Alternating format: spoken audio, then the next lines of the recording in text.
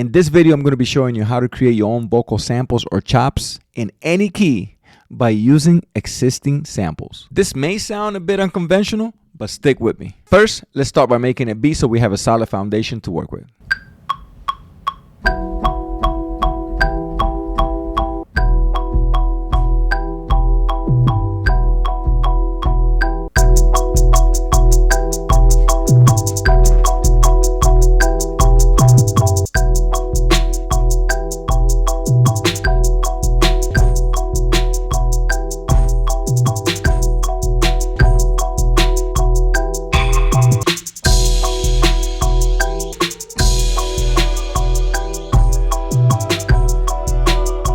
Now we can start on the vocals. As you guys notice, I have a sample that I use from Arcade that sounds like this.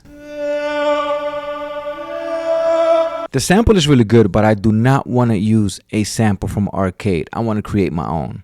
So the first thing I'm going to do, I'm going to right click on that track and hit freeze and flatten track. So I don't know if you guys know about this program. It's called Synthesizer V Pro. Grab the sample and drag it into Synthesizer V. Right click on it and I'm gonna select extract notes from audio.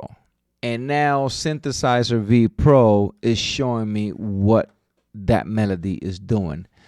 And most importantly, it also copy the lyrics, which in this case, all the vocals is saying Ayo and stuff like that. Here on the MIDI, I'm gonna select a voice, which you can see I have quite a bit of voices. So we're gonna try the first one and see what it sounds like.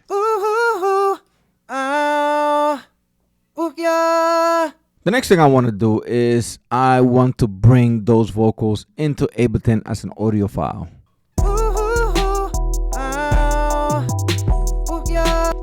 And I have 3 samples and I'm going to select which part of the sample I want to use. And in this case, I have this going on right here.